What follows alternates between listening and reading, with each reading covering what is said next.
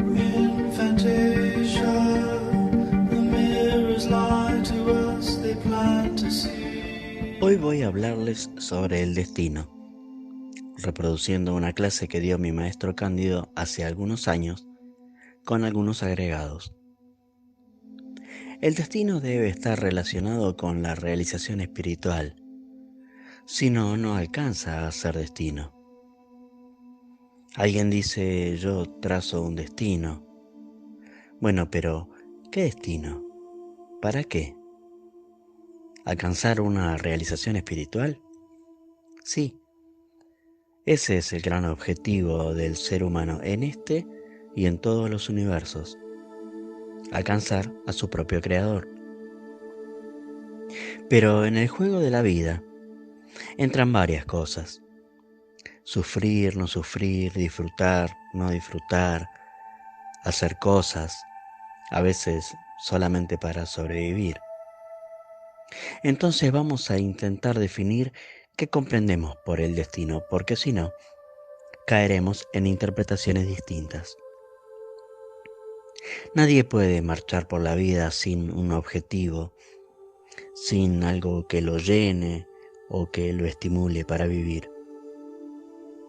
Un animal lo puede hacer porque satisface sus necesidades biológicas y con eso ya cumple su destino.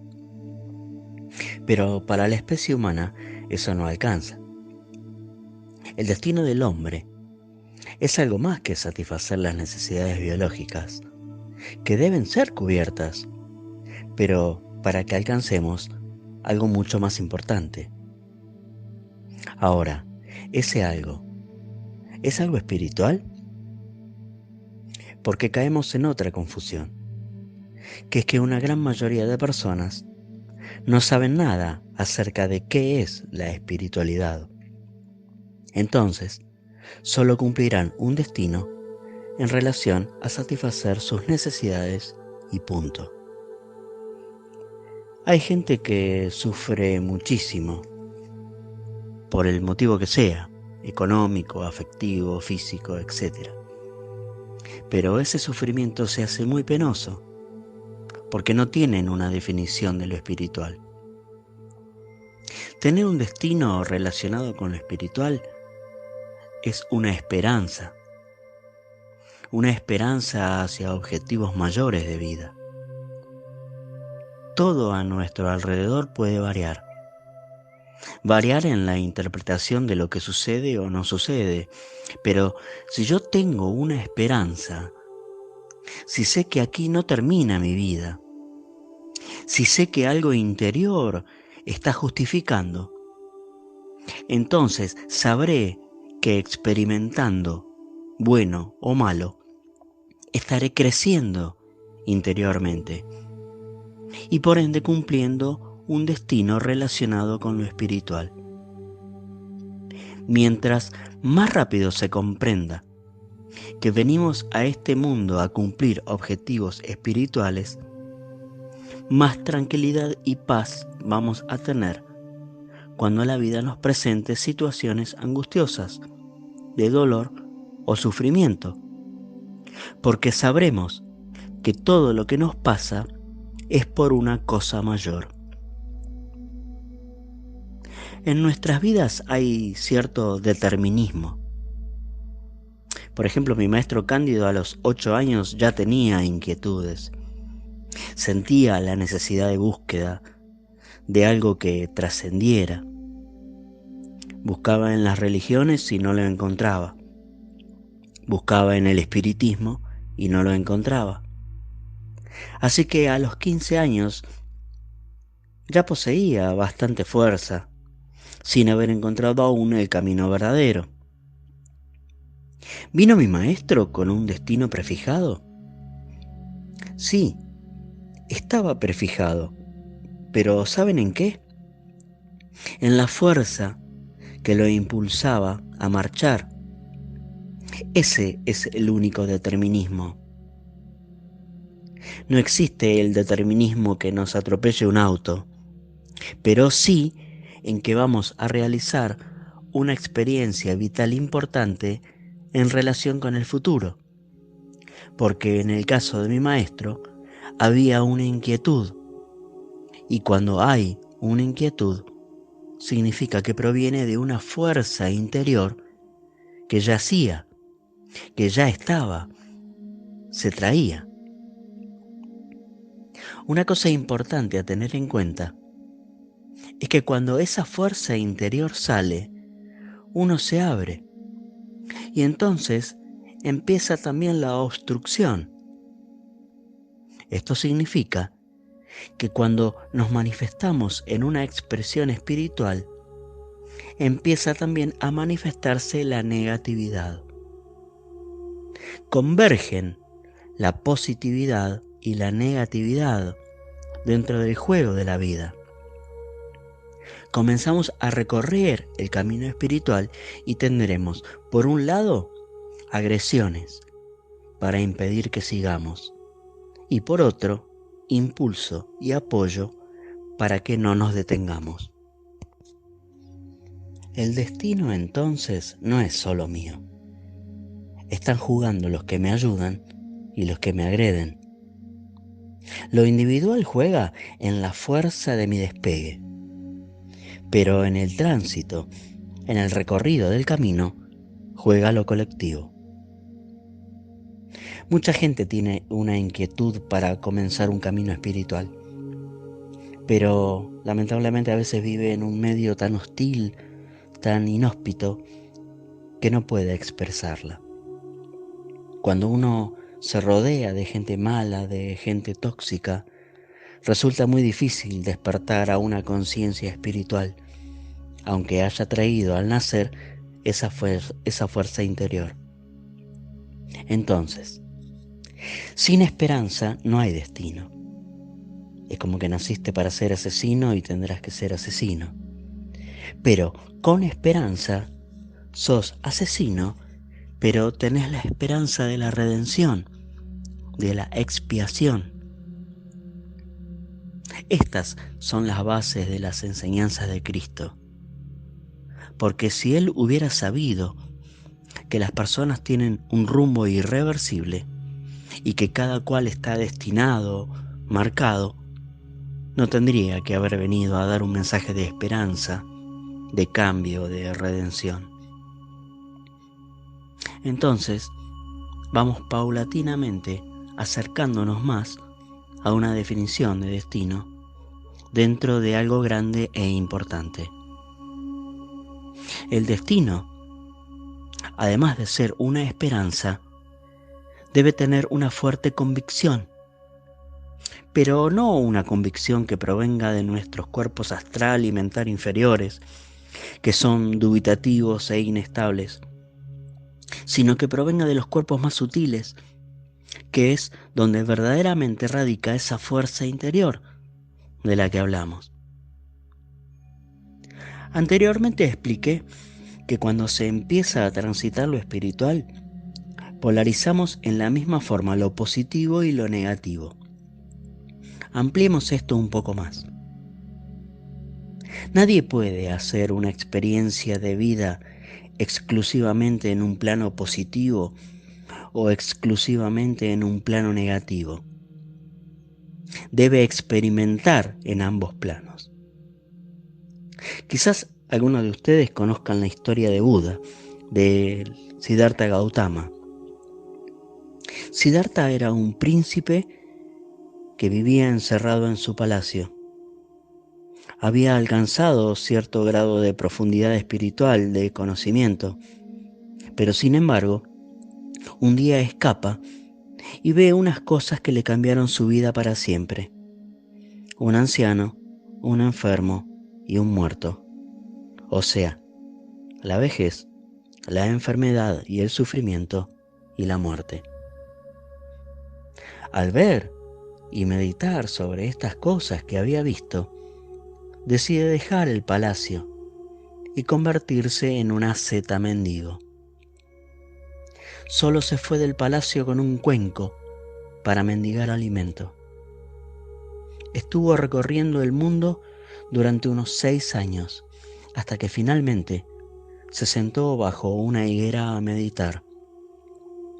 estuvo meditando durante 49 días hasta que alcanzó la iluminación.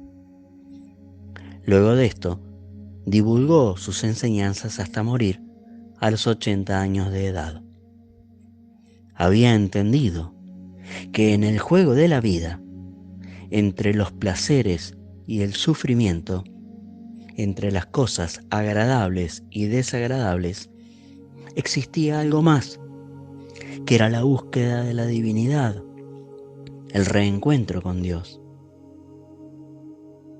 En ciencia, cuando se quiere alcanzar un objetivo, se hace una hipótesis de trabajo con toda una serie de pasos para llegar al mismo. En relación con el camino espiritual es lo mismo.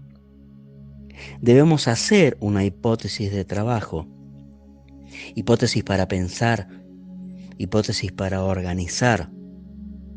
Es decir, tenemos que empezar a tener como hipótesis profunda que la vida tiene que tener un sentido, fuera del sufrir, fuera del gozar.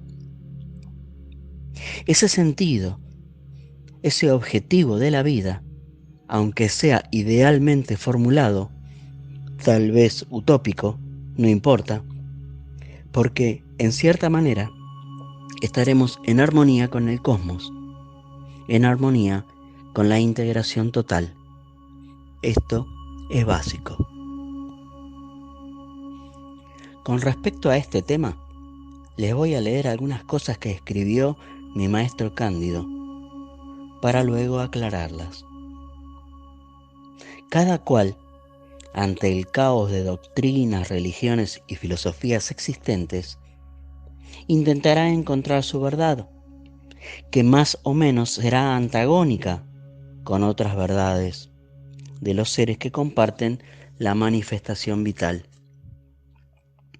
Esto significa lo siguiente: la verdad de un destino, de lo que uno considera como su verdad, implicando en esa verdad su destino, es antagónica con los otros destinos. Es una individualidad que no entra en comunión, en integración con otras verdades. Y la prueba está en que todas las religiones siempre han antagonizado, siempre han sido un factor de división, de enfrentamiento entre los hombres.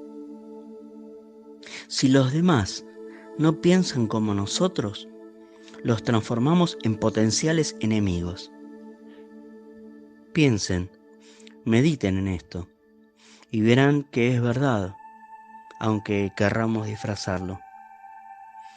Incluso aquello que amamos, en cierta forma, lo amamos porque son una prolongación de nuestra propia vida. Cuando surgen diferencias o nos hacen algo que no nos gusta u ofende, el amor rápidamente se transforma en separatividad, incluso en odio. Y también sucede que amamos a nuestro hijo, pero un buen padre puede ser el asesino del hijo del vecino. Son destinos individuales, orientados hacia una realización individual, y eso no sirve, está mal. La realización debe estar basada en un gran signo del todo. O somos todos o no somos ninguno. Como le dijo el maestro de la caverna a Cándido en uno de sus viajes a otras creaciones: usted es un poco de todos y todos algo de usted. Y este confundirse con los demás es la única manera de parecerse a Dios. La realización espiritual nos mejorará y elevará, pero no para distinguirnos de los demás como un signo de poder, sino para que seamos fraternos, tendiendo siempre una mano a quienes se han quedado en el camino. Al respecto, mi maestro Cándido también escribió: por ello, el gran aporte será dado por quien sea capaz de comprender al mundo y su propia existencia dentro de un contexto cautivante y armónico. Aunque no sea toda la verdad, bastará que sirva al mayor número posible de factores, de tal modo que sirva de explicación para lo existente y con ello se pueda alcanzar una finalidad unificadora. ¿Qué nos quiso decir con esto? Si todos, más o menos dentro de ese contexto, comprendemos y nos sentimos parte de un todo armónico, sincronizado, aunque todos no estemos en escena, si hay una gran cantidad de gente que alcancen a sentir en igual forma, con el mismo sentimiento, el mismo conocimiento, todo eso formará una armonía que quizás no sea la verdad absoluta, pero servirá como soporte, como salto hacia una concepción mayor en el futuro, de mayor revelación. Pero mientras tanto, armonizamos. Estaremos dentro de ese total. Seremos espíritu y como una nota musical, formaremos parte de una gran sinfonía. ¿Entienden el pensamiento? La vida es una hermosa sinfonía y nosotros somos las notas. Nadie puede tenerla solo. Vuelvo a repetirlo. Si alguien alcanza cierta dignidad espiritual y no se da vuelta para ayudar a los demás, eso no le sirve. Cuando empezamos a sentir que somos parte del todo y que el todo también es nuestro, recién ahí comenzamos a percibir el sentido de la fraternidad. La fraternidad no es lo que yo quiero para mí, no es lo que yo espero de los demás, sino que es un sentimiento que trasciende todas las barreras y se extiende como una armonía que cubre el entorno. La gran fraternidad blanca, aquella que guió a Jesús, a Krishna, a Buda, a Mahoma y tantos otros que la historia no ha registrado, nos dice que no debemos separar, porque nunca existen diferencias espirituales, diferencias de realización. Somos una verdadera hermandad. Por supuesto que tenemos diferencias entre nosotros, pero ello no debe impedir que nos sintamos iguales. Desde que nacimos hasta el día de hoy, hemos conocido a muchísimas personas y los destinos nos han separado de la mayoría de ellas. Pero en el fondo, si comprendimos el mensaje que he tratado de explicarles, veremos los mismos ojos, la misma piel, el mismo sentimiento, el mismo anhelo y el mismo luchar por las mismas cosas y los deseos de alcanzarlas. Así es como se tiran abajo todos los ropajes y todos los disfraces. Rey o súbdito, poderoso o débil, asesino o víctima, uno siente que es lo mismo. Nadie puede realizarse espiritualmente olvidándose de los malos o de los que están equivocados, porque si no, estaremos llevando a un plano ideal lo real. Tal vez les resulte difícil alcanzar una comprensión plena de todo lo expuesto hoy, pero no se perturben por ello. Más tarde o más temprano lo harán. Mientras tanto, escuchemos al maestro interior, reflexionando sobre lo que nos pasa, sobre lo que sentimos, sobre lo que hacemos. Existe una voluntad que proviene del Creador, de Dios, que nos dirige, que nos impulsa, y de la misma manera que hizo nacer la vida, hará que en lo espiritual despertemos.